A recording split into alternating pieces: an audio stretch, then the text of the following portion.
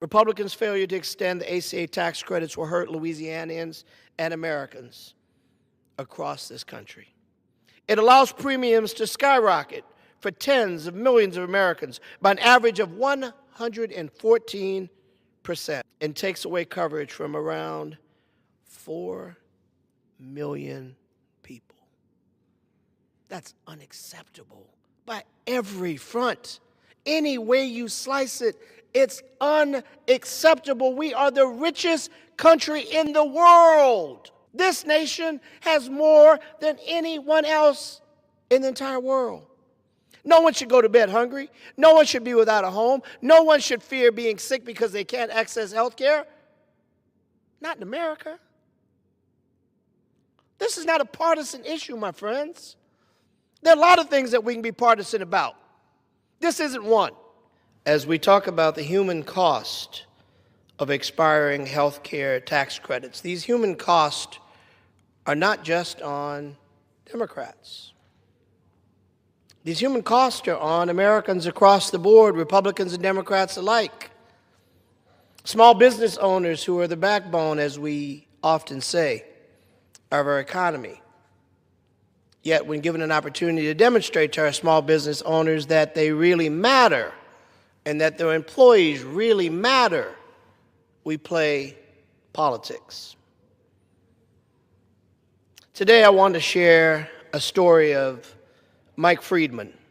I met Mike in October, about a week before open enrollment began.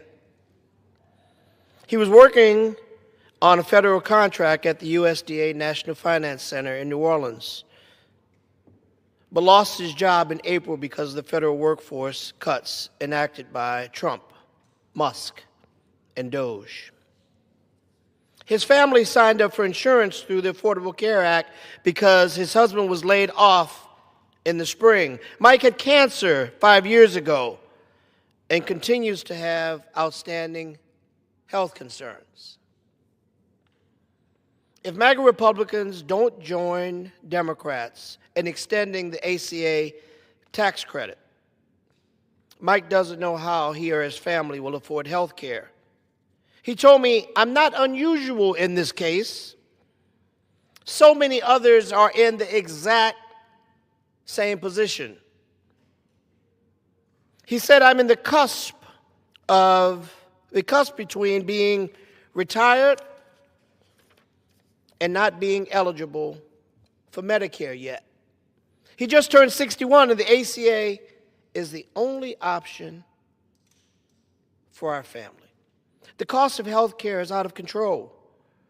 Republicans have turned this situation into a crisis with the largest Medicaid cut in the history, outrageous threats to Medicare, and relentless targeting of the Affordable Care Act. This big, pretty, some may say, most would say, ugly law will hurt Americans of every party, of every background, of every zip code.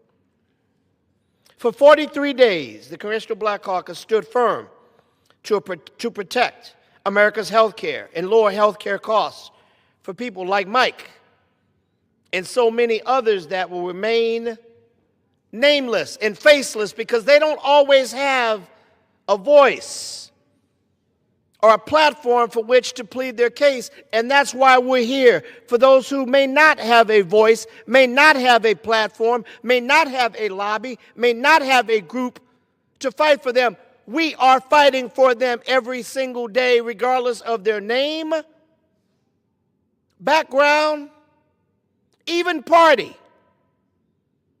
Because when we're elected to Congress, we're not elected to only represent those that are in our party, but to represent the American people. This healthcare crisis is an affront to the American people.